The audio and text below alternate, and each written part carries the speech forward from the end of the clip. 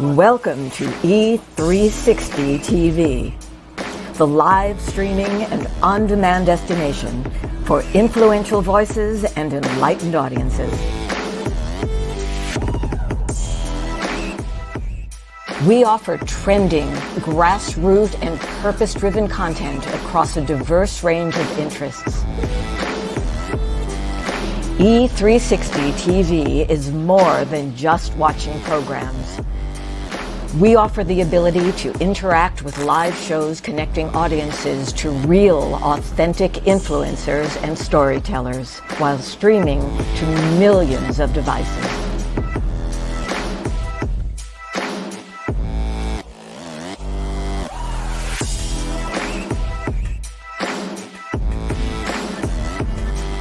Real experiences. Raw conversations. One destination for it all. E360 TV.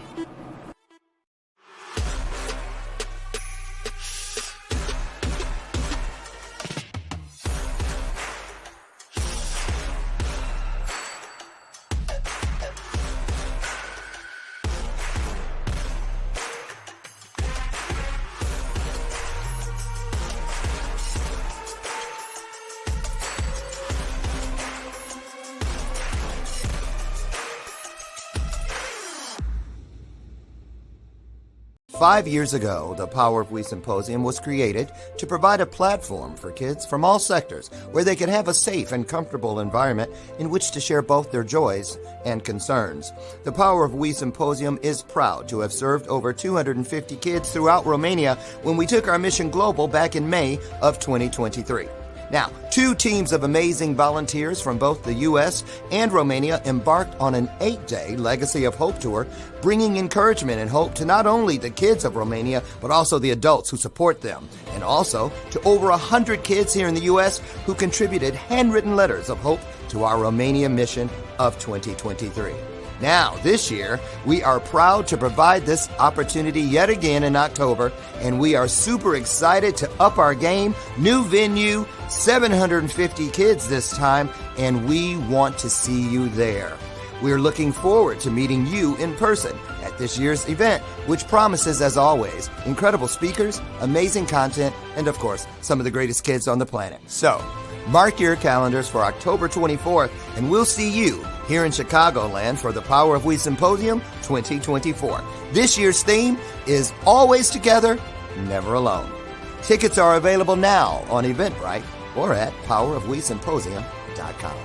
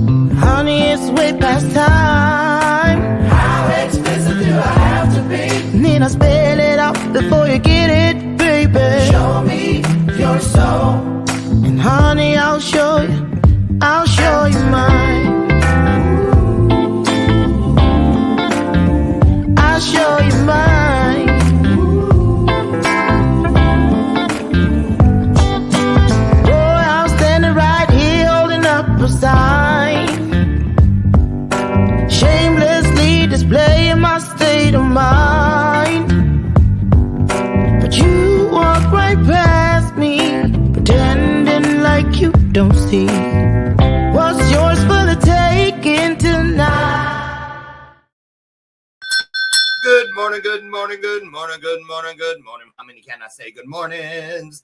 I'm going to try one more time. I'm going for 7 today. Are we ready? Good morning, good morning, good morning, good morning, good morning, good morning, good morning. That was easy.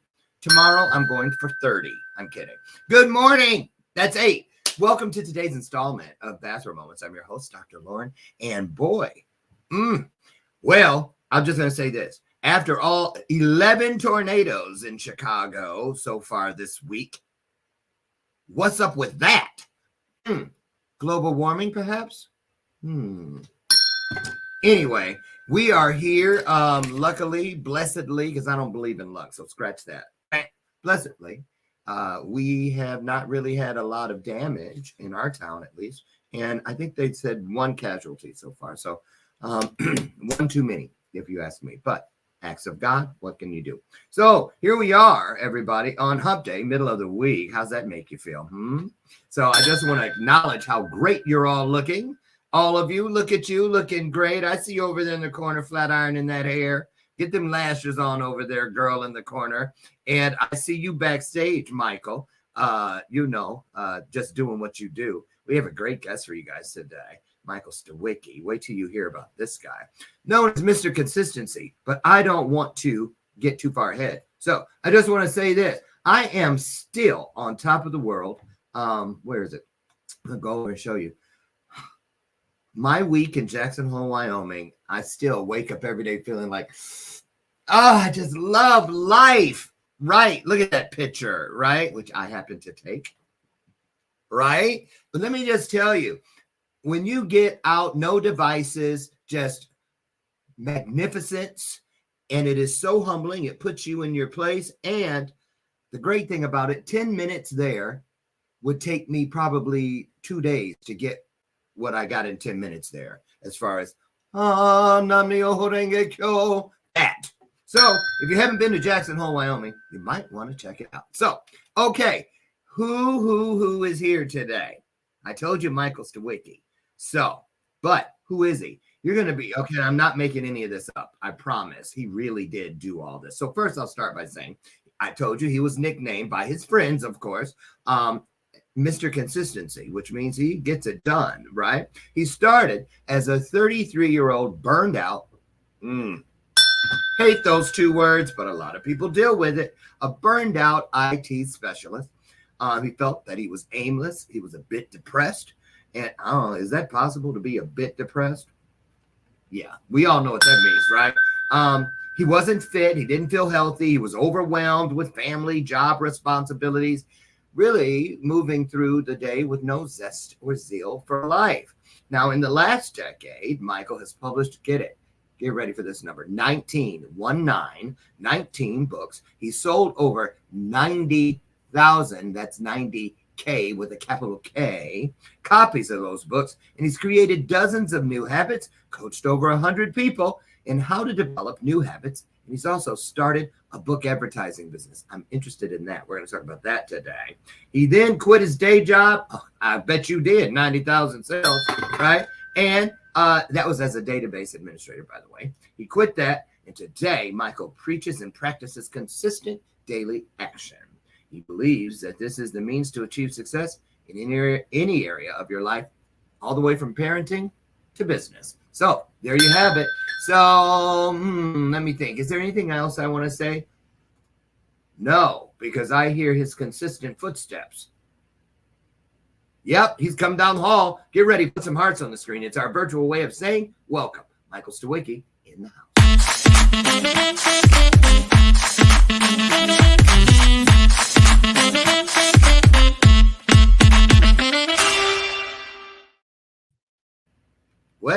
Well. How are you, Michael Stawiki?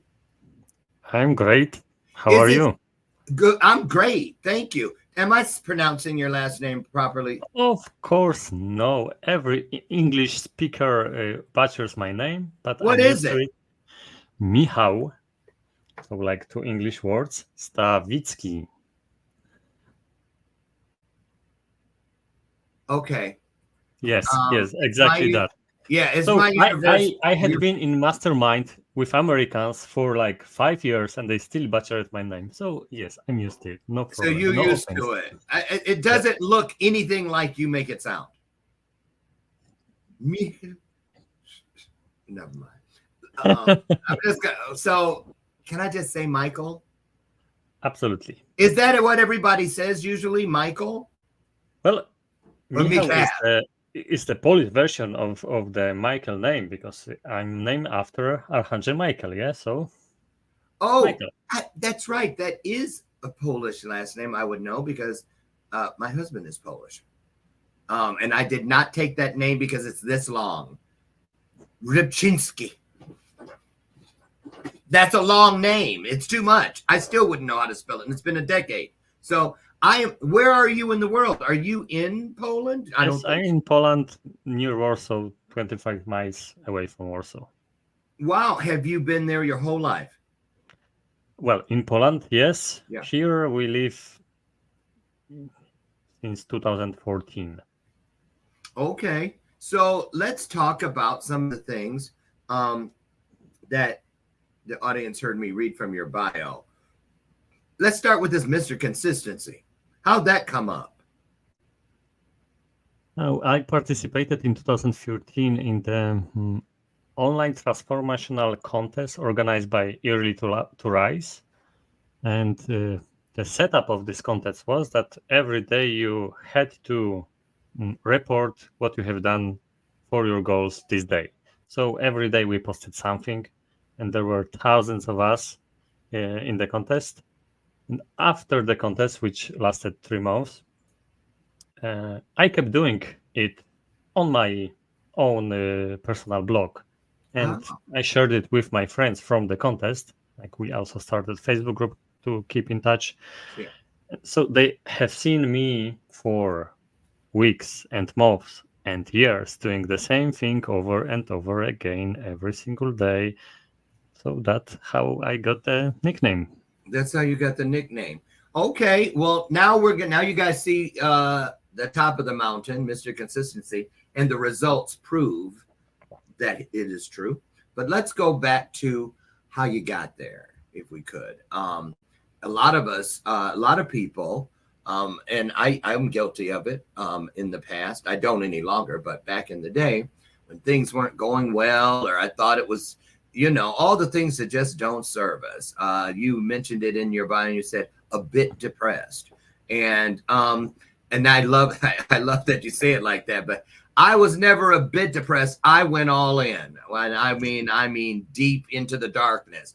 Now let's talk about what you did, or what was missing then that you have now that keeps you from going back, because that pool never dries up. It's always waiting, hoping you come back for another dip, if you know what I mean. I'm not trying to get back in that pool of depression. So what do you tell people when they ask, how did you get out of that? Well, I'm telling the story. Yes. In 2012, I read the book, The Slight Edge. The message: success is a few simple disciplines repeated over time. You said The Slight Edge? Yes, sir. I'm going to write it down. Okay, go ahead. And for me, it was a huge discovery, because I thought that success is something grand. Yeah, golden medal at Olympics, or starting next Apple or Microsoft. That's success. That's small, simple things every day. No, but reading the book, I examined my past, and Andrews talks about it, that people change and change like that when two things fall into place. First, it makes sense. Like, it just makes sense. It's like part of the universe setup. And second, what's in it for me? But often it's from the angle, can I do it? Yeah. So for me, it was, I had some successes, and yes, every single time there was simple discipline, or some of them, behind my success. So it clicked for me. Yeah, that's true, and I can do it. And still, years of negative conditioning. I was full of doubts. It took me a whole month of just grappling with this message before I gave myself permission to try. And then the rest is history, because it works. So for a month, I was doing several habits. And one of them was practicing speed reading for 10 minutes a day. And I measure my speed after a month, and I doubled my reading speed. It was a bit of lucky fluke, but still doubled. And I'm an avid reader, so I love reading. And I was like, kid in the candy store. And I said, okay, if it works here, it probably works elsewhere. So I will keep doing my things.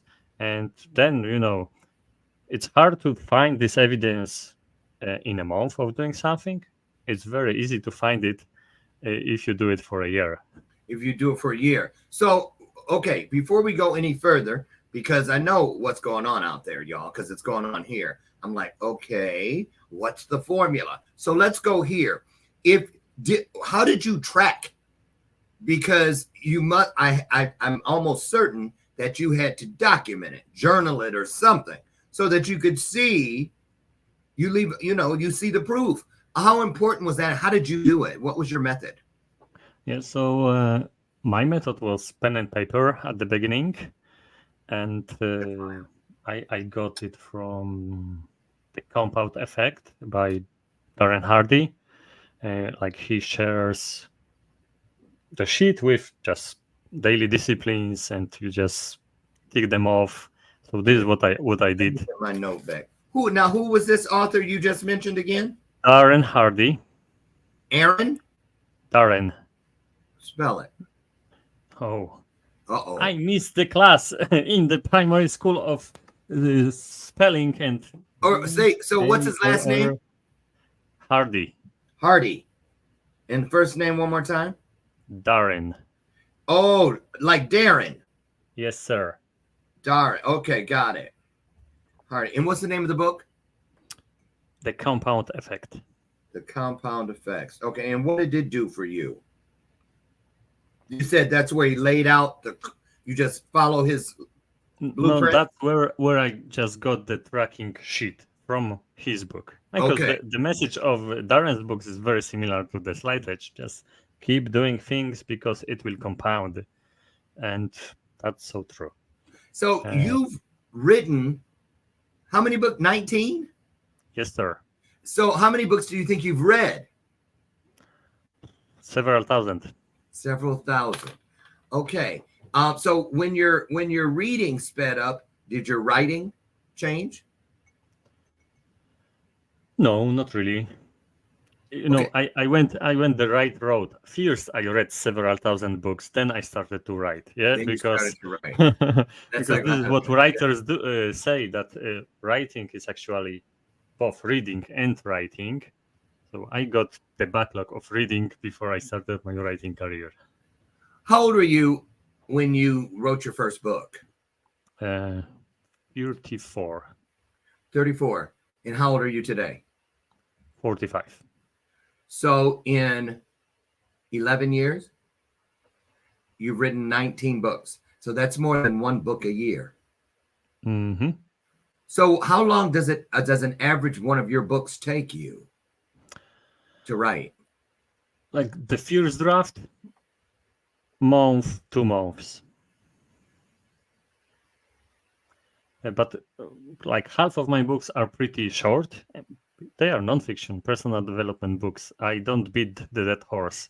I just finish with the topic and that's it. So my speed reading book is like 10,000 words. The same with how to create personal mission statement. Okay, let's go there for a minute. Let's go there because so many people claim, feel, think, have a hunch that there's a book in there. That inside them, but so many people, I got to get around to write my book. Or you hear all the time, you should write a book. But so many people never get started. Or like me, I started a book. Well, I do have one, but one. But that was 7 years ago. And I started immediately after that. Was on a high. Woo! I'm gonna write another one. So about 3 months later, I started. I have like 4 chapters, and it's still sitting there. So let's talk about this. Where do you get your inspiration for the title? I'm going to share some stuff about you here in a bit. I'm going to pull up and let them see. So do you sit there? What comes first, the title or the theme of the book? Yeah, the subject every single time. So you sit there, let me see, what can I write a book about? Exactly. Or does it just come flowing in? Ding! Hey, just got my new book. How's it happen? Sometimes it's the first thing, sometimes it's the another. Um, but because I'm a self-published author, and for like first few years, I think it's gonna be my career. Like I will make a living on it. So I learned a lot about this, and are schools of like do the market research, see what's out there, Oh, and then decide on the topic of your book, which I did, I think, a couple times and served me well. But also, some of my books I wrote just for myself, either to document the process or just to get it out because I thought this is important. And some of them tanked, but I don't care because I wrote them for myself. And even though wow. they tanked, still I shipped like hundreds of copies of them. So You said they I'm happy. tanked. Yep. What makes you say that? Well, experience when you have 19 books and one of them is selling few thousand copies in a few years, and another is selling few dozens copies. You know the You kind of difference. go, I get it. So let's talk about that. Does it, okay, because the tank, let's put that 1, 2, 3, 4, 5, 6, all the way to 19. Where was the first tank? Was it in the first? Did you have a good run and then a tank? Or did you tank and then got to a good run? Because a lot of people might have quit. Yeah. They would have said, it's not for me. I'm not good at it. I'm done. But you didn't. Let's say my first 4 books tanked, but I didn't know, because for me it was all I ever done. So good, it's selling a copy a day or 5 copies a month. It's selling. But then my 5th book, it sold several hundred in 1 month, and I was so that's how success looks like. Okay. And then I'm thinking, I think that was 7th book that didn't do well, and actually it took me at least half a year before I started writing another one. Oh, why? What'd you think? Did you think you'd lost your mojo? Yeah, of course. I connected my results to my self-worth, which is not very bright, but very common. So let's talk about that right there. Great point to do a little pause and hit something a little bit deeper. The motivational part, the self-motivation, getting yourself going, because it seems to me there would be an enormous amount of pressure simply because of the books you're known for writing. So when you don't, if you fall off the radar, or people hear, he hasn't gotten out of bed in a week, that kind of could hurt your reputation as number one, Mr. Consistency, and then number two, of the guy who is an authority on how to get yourself up and going. So do you feel that the subject matter helps you, because you write these things for us, but you did say you write them for yourself. So did you write what you needed to hear and then just say, well, I might as well give it to the world? Because you can't, a lot of people wait for somebody to tell them the good things, but they won't wait to tell themselves all the shitty things. A lot of people talk to themselves like their worst enemy right off the bat, but won't talk to themselves like their best friend. What is that? It's human nature, I guess, because this is very common. My 6th book was about overcoming shyness, from shy to high. And I had several beta readers, and I like, shyness is based on insecurities, shitty self-talk, and so on. So I shared that the draft with beta readers, and each and single one of them was like, me too, I do the same thing. So it's common. I think maybe it's not common if you are raised in a healthy environment, family environment, and a neighborhood, and so on. But most of us don't have this luck. So it is what it is. It's been for generations, I guess. Okay, so let me ask you this. How many habits, because you say, you're obsessed with changing the world through daily habits. So how many habits would you say you currently have? And give us the top 5, if you could. Oh, because I studied the subject, I can tell that every single one of us has hundreds of habits, daily habits. We just don't recognize them because they are, so ingrained into what we do, who we are. I consciously developed dozens, maybe 50 habits that I cultivate every day. My top 5: studying the Bible for 10 minutes a day, intensive workout, like 3 minutes every morning, gulping 2 glasses of water first thing in the morning, which wasn't my thing at all. Like, I had been waking up, then 2 hours I did not gulp nothing and eat nothing. Like, I was dehydrated, I was hungry. No wonder I wasn't. I was miserable. So that's another. What else?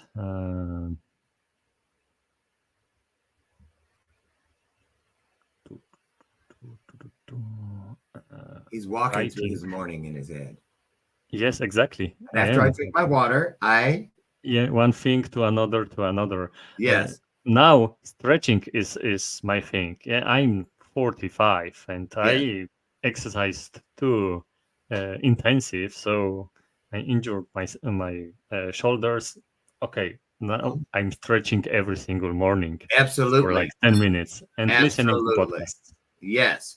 Now I want to say this. Oh, 45. You're just a kid. 62. 62 a couple weeks ago. And I want to say this because I'm getting older. Let's talk about this for a second.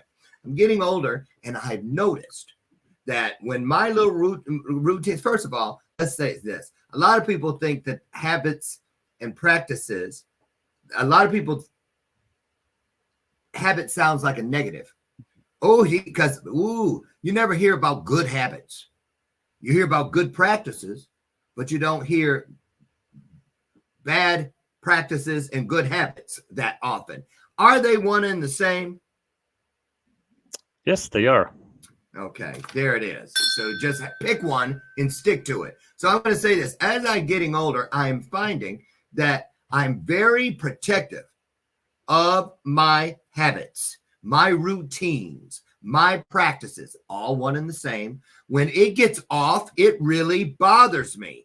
If I wake up 10 minutes late, I'm 10 minutes behind because my stuff is just like that.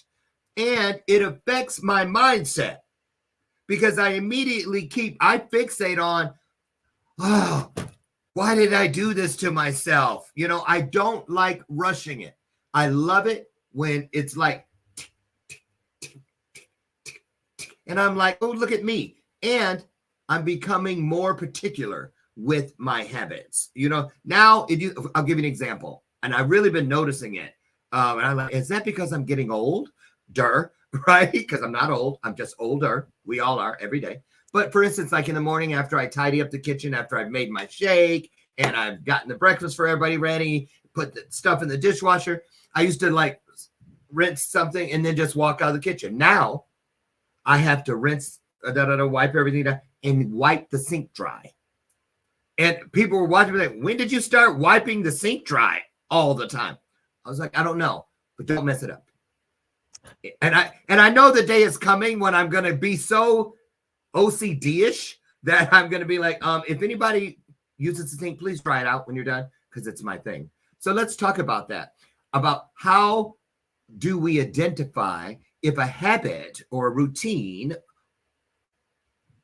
is benefiting us, or are we going too far? Is that in any of your books? Do you talk about that? It's not in my books. It's in one of the articles on Quora, because I have hundreds of articles about habits on Quora.com. And I lost the question because I was bragging. I was like, do you like? The question was, how do is there a limit with Okay, your yeah. habits So where you get like how do you recognize? if you're getting Well, out of hand? I say the difference between the good habit and the bad habit is what it will do for your life in 10 years time. Ooh. Keep doing it. And what do you think is going to be the result? Okay. We are pretty bright creatures, so you can extrapolate, because it's not hard to extrapolate what will happen with you if you eat 10 burgers a day for 10 years, right? But some things aren't that easy to extrapolate, figure out, then keep practicing them. Or you can always learn from successes and failures of others, Absolutely. That's the best way, if you ask me. Yep. To learn from that's why I love reading autobiographies and biographies, because people who tell you what worked for them and didn't, and you look at their success and you read enough of them, you start seeing similarities between how people got there. And then you go, okay. So that's really one of the routes that I've always used to guide me a little bit, because, you have to, when something resonates with you.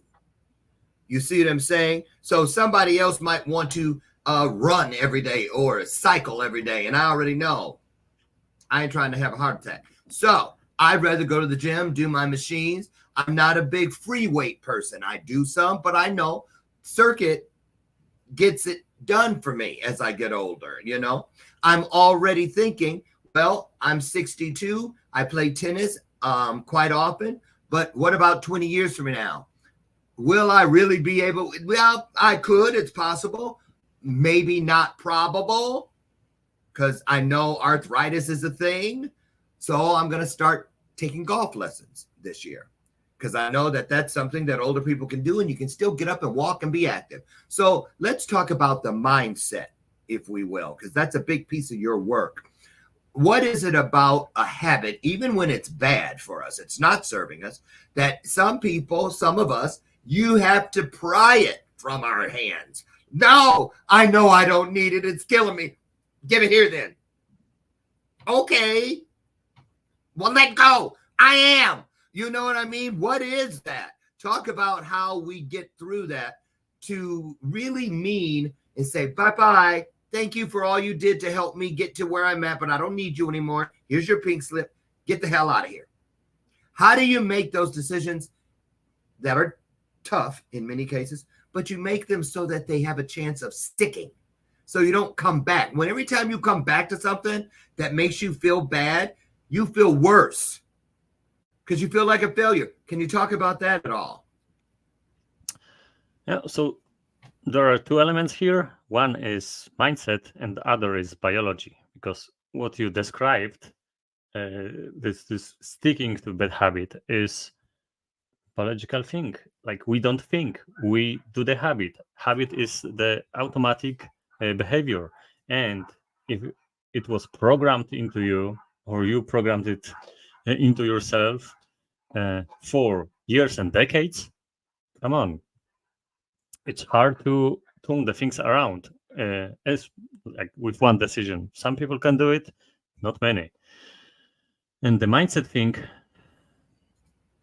it's doubly complicated. Or triply complicated. One thing is that we are terrible at changing our mindset. Like, we think that our thoughts are who we are. Period. Yes. So we identify so much with them that we don't challenge them. So it's hard to change your mindset. That's one.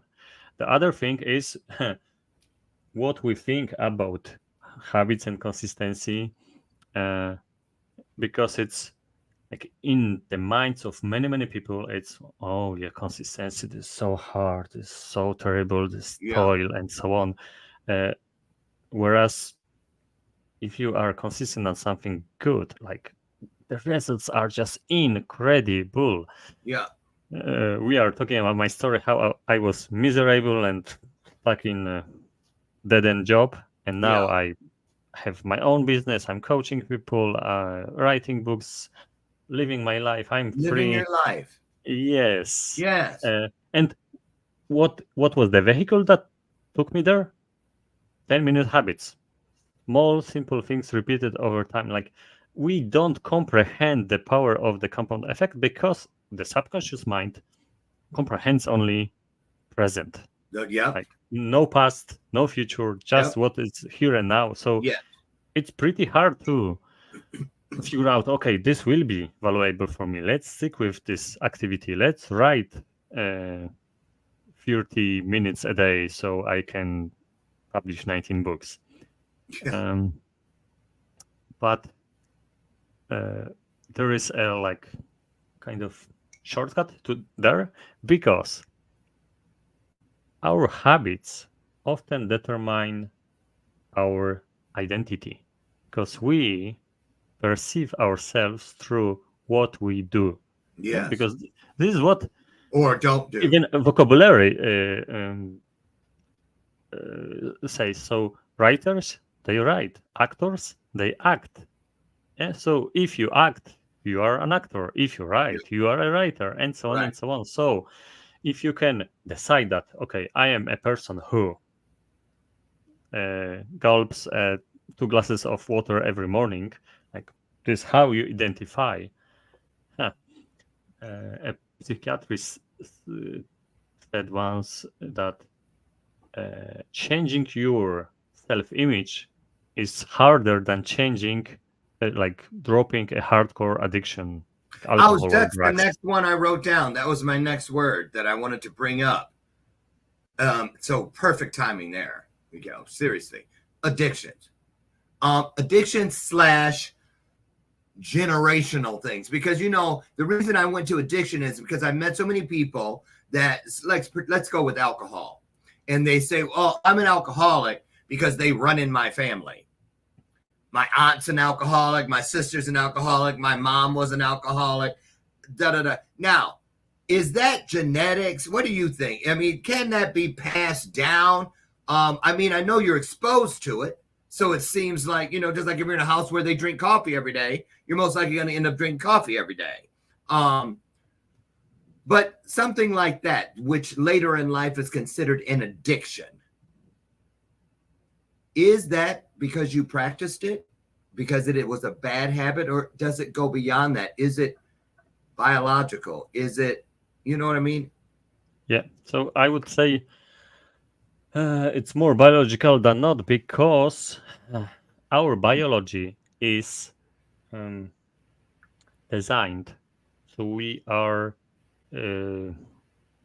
functioning around like daily things, daily rituals, and so on. So if you are an alcoholic, you drink alcohol, you have neural paths in your brain that you developed. Yes, it's reversible because there is human brain is neuroplastic, so you can change the neural roads and so on. But okay, let's say you are 50-year-old and you are an alcoholic. You have motorways in your head which leads to those behaviors. Exactly. So predisposition is a real thing. I'm saying that after 50 years of practice, there is a predisposition because you created it. As a kid, well, I'm not a doctor, but I heard of inherited alcoholism. So babies who are in the womb of alcoholic mother, they absorb alcohol with blood. They are born with the addiction, because they started to practice before they were born. Yes. I used to smoke cigarettes, right? And I didn't know. I met my birth mother when I was 32 years old. And the minute she smoked. And the minute she saw, now there was 5 of us. But when she saw me smoking, she goes, "Huh." I saw the light come on. She goes, "Huh." She goes, "It just dawned on me. I smoked when I was pregnant with your sister, Sandra, and you're the only 2 of my 5 kids that smoke. Oh my God. I wonder if I'm responsible." And in my mind, I'm like, well, you're damn straight you are, So yes, I get what you're saying. Let's let's go over to because there's so many. I've chosen two, or we've chosen two, because you sent me the covers. This one, I love that there's 5 books in one volume, and I love that it says change your life in 10 minutes a day. And we all know why we're like, oh yeah, that's my kind of book, because it's designed, we like it quick and fast. A lot of things we like it now. Express lane, if you will. Talk about how this 10 minutes a day works, and why are there 5 books in one? Take us through the 5. What's the difference between them? Okay, so it's a series of books, but they all are based on this, what I called 10-minute philosophy. So if you do something for 10 minutes a day, regularly, every single day, or maybe more often than not, and you do not counteract, which is because you can do anything great and then counteract it. You can go to the gym and pump iron, and then you eat crap, and the net effect is 0 or negative. Exactly.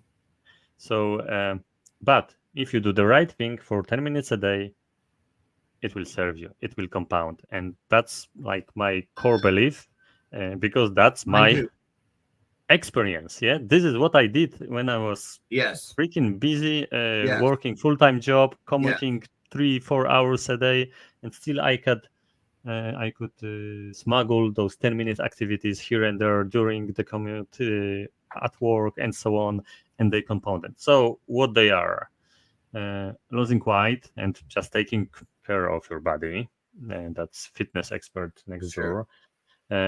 Master your time. That's about time management. Release your kids' dormant genius, which is really the story of how I helped my kiddo to get better grades with 10-minute practice, 10-minute sessions every day, 10-minute speed reading, and From Shy to High. Okay, it was the 5th book. It is also based on 10-minute philosophy. So 10 minutes, magic number. Just like people who, when I was in the wellness business and helping people to transform their bodies, only after I had done it myself, and I was so amazed, and it was 30 days. That was the magic number. Stick with it. And why? Because that was the day that I saw results. I felt results. And I want to talk about that, because like with weight loss, a lot of people get on scale every day. My husband's like that. And he gets, it's like a failure setup, because the metabolism doesn't work that way. So what I do, if I'm just anxious for some immediate feeling, I don't do it every day, but I'll put on, at the beginning of my goal, I need to lose whatever, I'll put on something that does not fit. I can't hold my breath and make it fit. I can't lay down and squeeze and make it. So I should throw it away, is what I'm thinking, because it's not, I'm never going back. But then as I go through day after day, week after week, at halfway point, I try it on. And it's like, oh, I can't close it all the way, but it's a lot better than it was. And then in 30 days, all of a sudden, guess what? I'm wearing it. And I'm like, there it is. I don't care what the scale says. So let's talk about this. How important is it to be patient, even with 10 minutes a day, but to also know how to celebrate small victories? See, a lot of people, they set that one goal, they call it one thing, and they don't feel like there's any victory in between today and that. That's not true, is it? Well, every time you do your activity, this is a victory. And for me, like I didn't really, because there is a great methodology of habit development, tiny habits. And like the core part of it is you do your very small habit, which is under 30 seconds, and then you celebrate like you won the Super Bowl or something like that. Yeah. So you really enforce, because this is what is missing with good habits, because bad habits, they creep in easily because they are pleasurable in the moment. Yes, pleasurable in the moment. Yes. Come on. Or alcohol, it has like almost immediate effect. Oh, you feel so courageous and so on. But those good things, like you said, just 30 days to fit in your pants. Come on, and what to celebrate?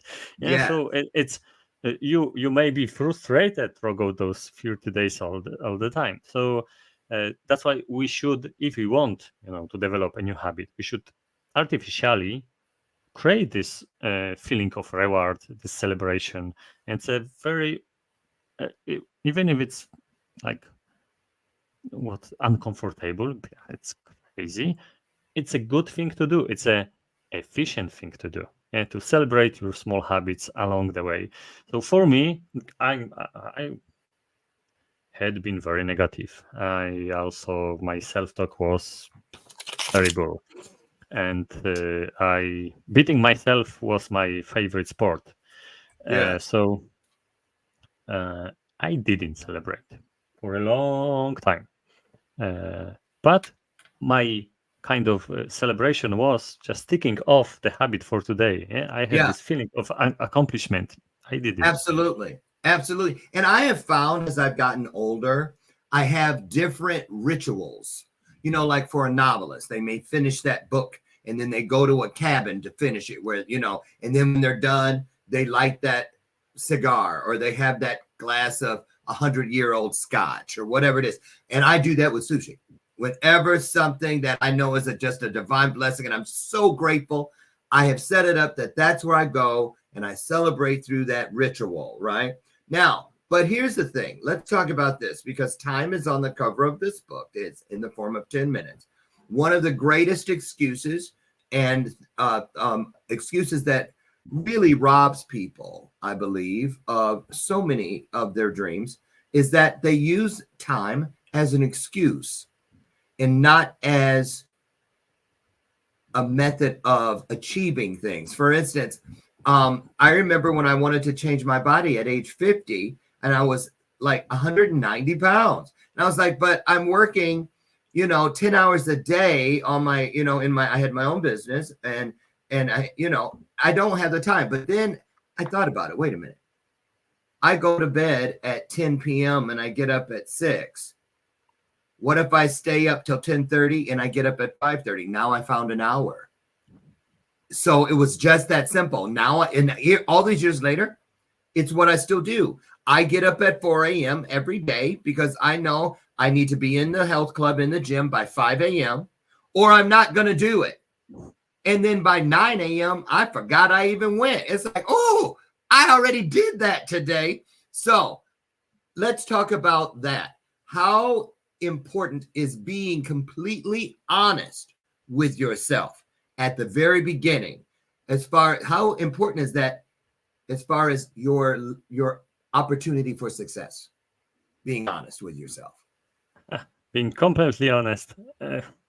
That's for saints, maybe. Monks who spend 50 years on spiritual practices. We are so great liars, especially when it comes to lying to ourselves. Like, I'm a certified coach. I'm coaching others, and I still, dig into myself each day, and I'm finding a new layer of, that's just BS. I'm telling myself. Even if it's little bitty, little white lies, I just bend the truth. You're right. So mindset comes back to mindset again, right?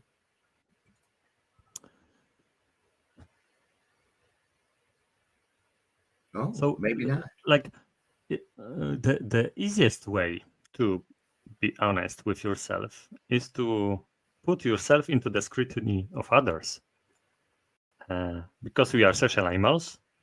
Yes. So if you have a friend who you trust, maybe a spouse who you trust, or just accountability partner. Yes. And they will reveal your lies. And by the way, spouses are the greatest in that because every day they will tell you, stop doing this or that or that. Yeah? Because they are seeing this consistently every day. So if you do not accept this feedback, you are probably lying to yourself. Yes. So you know what? I'm probably right, but I just want to ask to make sure. So the one that did the book that did the best, I thought so before seeing this cover, but now I see this cover and I think I'm even more correct, is the 10 minute a day series. Was that your bestseller? Out of all your books? No, among my 19 books, I would say half of them were bestsellers, and yes, Art of Persistence did pretty good. But which book sold the most? Was it the 10 Minutes a Day series? Yes, from the series itself, because in the series there are 5 books. Master Your Time was my first bestseller, and I think the biggest seller till now. Master Your Time in 10 minutes a day. See, so that 10 minutes a day is like a real. Did he say only 10 minutes? And do you think people, it's easier for them to wrap their mind around change if the possibility lives within a small amount of time, the time investment? Why are we so afraid of time investment, Michael? Why we are like, so what if you would have said in 45 minutes, you get, like, if it wasn't 10, it was 45, book probably wouldn't have sold as much. Yeah, because so I think it goes back to subconscious, which doesn't understand the flow of time. And 10 minutes is closer to now than 45. That's it. That makes sense. That's sense. It. Hmm. And Okay. of course, it also, 45 in your mind, it's already a mountain. Yeah, it's an effort. Yes. This is why I was successful with habit development at the very beginning when I had no clue about habit science. I just had high motivation, because what I did, I chunked those habits into 10 minutes max, because one of my beliefs was okay, I can do anything for 10 minutes. Anything. Like if it's a very hard, yeah, I can do it. Like no problem. oil and done. Okay. So for 10 minutes, I can do it. And here is the clue. And the clue is... We're going to listen. Yeah. I found something I really love that you said. I'm going to play it real quick. You guys take a listen to this. And it really helped guys, and it really helped me. I discovered it. I love teaching. And now I'm thinking, okay, I will move away from just writing books into some workshops, training, speaking gigs, and so on, because I discovered it. I really love it. So yeah, there were many times that I was like, oh, I just want to quit this so much. But in the end, it worked out pretty well for me. That's great. You're so passionate about personal development and personal growth. Share with us, how important is a morning routine or ritual? Because I think that is very big for you. Yeah, my morning routine takes me almost 2 hours, and I'm doing all the things you can find in the Hal Elrod's The Miracle Morning. So reading, visualizing, exercising, journaling. Okay, so right there, 2 hours. Now, see, he didn't tell us that part. He was like, I do this, I do, but he didn't say when you add them all up, it's 2 hours. So your morning routine is 2 hours of 10-minute snippets. Even smaller, shorter, and some of them are now longer because, I practice. I'm good at it. So my journaling routine, it is 15 to 20 minutes because it's not time-based. I have a page in my notebook and I write it to the full. That's when I end. Yeah? Do you go in the same order every morning? First this, then that, then that, then that, or do you skip around? How do you do it? Okay, so when you develop a habit, it's like the brightest idea ever to stack one habit upon the another. So finishing of the one habit is a trigger for another one. In the end, habits are neural loops in your brain, and actually I think they are more like neural bundles. So there are loops that are meshing together. And I know that after a decade, yeah, because now I'm exactly doing what you said. I'm skipping, I'm jumping from one to another. Yeah. It's more flexible now when I have them all well established. But if you missed one, Absolutely. It just, because you're like, I know what you're saying, you automatically go, wait a minute, something doesn't feel right. I forgot. Right. Okay. Listen, on the screen, you guys, are a couple of the roads to the work that you have been exposed to today. Tell us about up top, expandbeyondyourself.com. What do people find when they go there? It's my blog, and they will find hundreds of personal development articles and about 100 of book reviews and 10 years of my story documented in monthly income reports and the like. So just about everything. Now, also, can they get the books over on expandbeyondyourself.com? Yeah, there is the tab books, and there are links to Amazon and other stores, so whatever you prefer. Okay. Now, Facebook is your jam. There it is on the screen. And also, you can find our friend here on LinkedIn. So I am going to take the liberty of dropping all three of these links inside your comment section immediately upon the conclusion of today's show, which is now. So it'll be there for you to just click on and head over. Do yourself a favor. Let me tell you something. The you of today, you are manifesting the you of next week, next month, next year, 10 years. How do you want, what kind of conversation do you want with that person when that day comes? You can't do anything about yesterday, but you can do something about tomorrow, but you do it through today. That's how you affect tomorrow, by doing it through today. So I really love this work. I highly recommend it. Get over and watch what it will do. I didn't say can, will do, because I know you're going to pull the trigger. Get over. And when you do it, come back and let me know. Send me a DM that thank you, Dr. Lauren, so I can pass you your testimonial forward to our guest today. If you wanted to leave everybody with one tip, what would you be? What would you say that would be? If you want to start a good habit, start very small. I'm at sustainability. Don't think about the result. Don't think which action gets you to the result. And 30 seconds a day is enough, because first you are developing the habit, creating the loop in your brain. Then you can scale up very, very easily. But if you start the other way around, that's why people quit on the New Year's resolutions, because they are trying to do too much, too fast, too hard. Exactly. Great advice. And by the way, I'm just curious, what time is it in Poland right now? Almost 4 p.m. 4 p.m. on Wednesday. Yes. Okay, so his afternoon is in full swing, and our morning, depending on where you're at here in the States, in full swing. Get out there today, everybody, and try to find just a little piece of your higher self. If you are actionable on even one of the tips you heard here today, you've already taken great to greater.